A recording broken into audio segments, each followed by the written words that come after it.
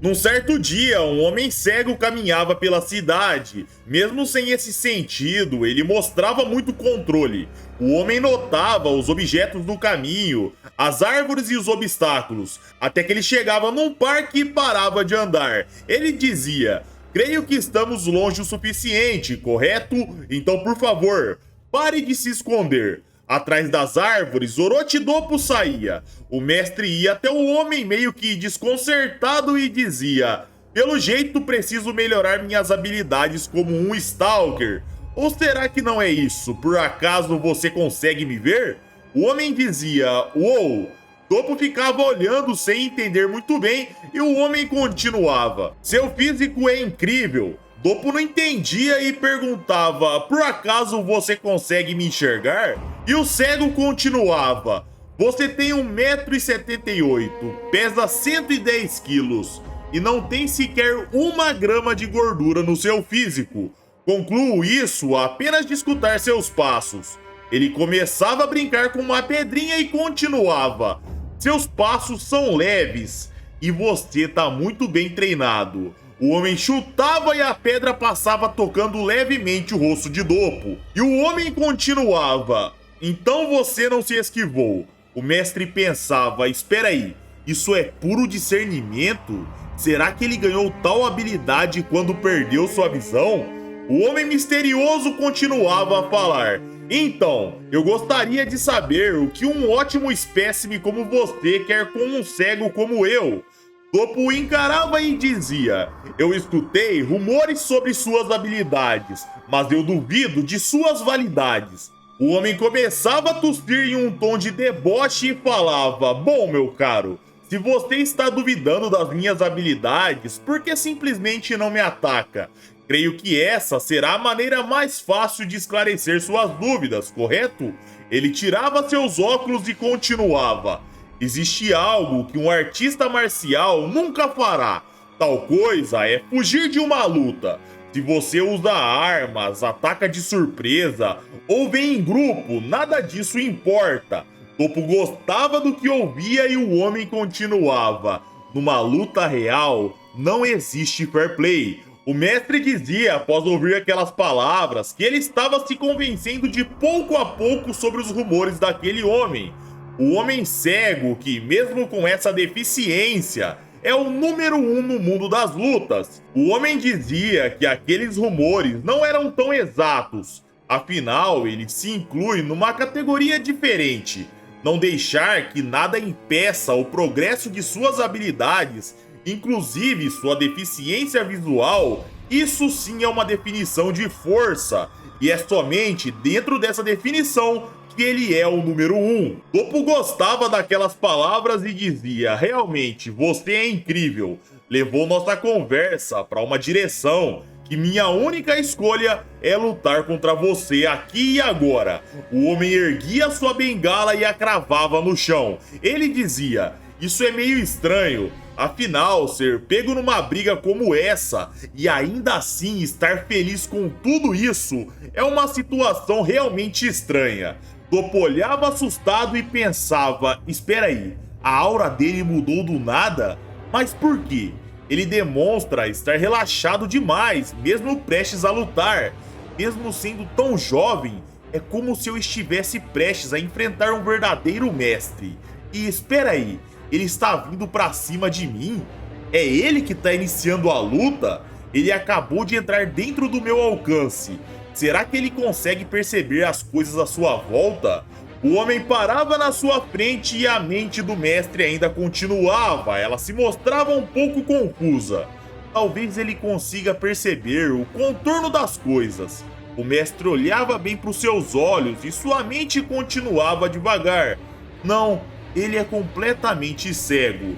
O homem sorria e um movimento no seu quadril acontecia e um chute chegava.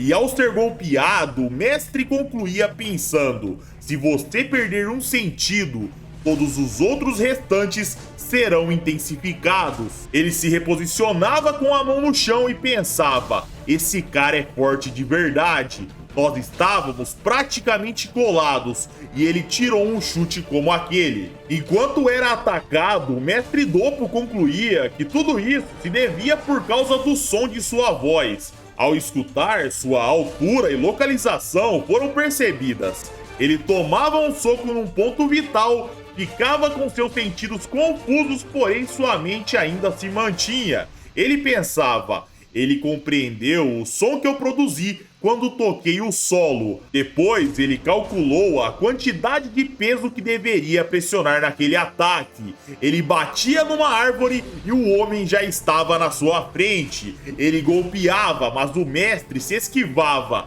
e um buraco na árvore nos era mostrado. Agora a cena ia para a mente do homem cego, que pensava: esse efeito que você sentiu é algo comum para quem tem um pescoço muito forte. Ele continuava atacando e pensava: você é durão, mas ainda é jovem. E nessa hora, galera, Dopo saltava e chutava. O homem se esquivava, seu rosto era levemente cortado e ele continuava. Seu estilo de karatê lembra um lutador canhoto. Porém, meu amigo, eu já estou acostumado a lutar com todo tipo de pessoas saudáveis no meu dia a dia. Ele se reposicionava, atacava e pensava: vocês saudáveis tendem a usar o karatê contra mim na maioria das vezes. Um chute chegava em cheio, bem no pescoço do mestre. Ele caía de joelhos e o homem cego continuava. Porém, isso não é novidade para mim. Ele perguntava: e aí, os rumores são verdadeiros?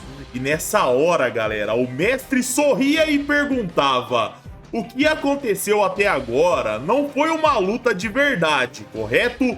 O homem tomava um choque e o Dopo disparava nessa hora. O narrador dizia: existe cerca de 365 pontos vitais no corpo humano. Com a acupuntura, você é capaz de melhorar até sua visão. Então, que haja luz. O mestre acertava 2 pontos vitais e de pouco a pouco a visão daquele homem começava a voltar. E ele pensava: eu nasci na escuridão. Cresci sem saber o que era outra coisa. Eu aceitei que essa era a minha realidade.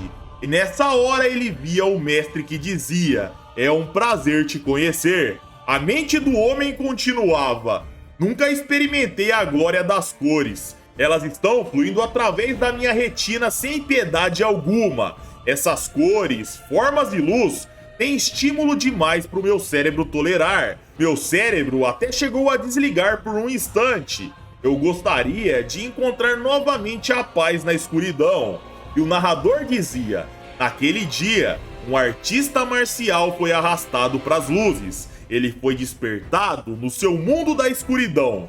Dopo encostava seu punho na cara do homem e dizia: essa luta já acabou, correto? Ele agradecia ao homem e saía andando, até que seu oponente dizia: me desculpa, mas você pode me devolver a escuridão? Dopo olhava, concordava e já atacava. Ele pensava: é claro que farei isso por você, Kurigami Senpai.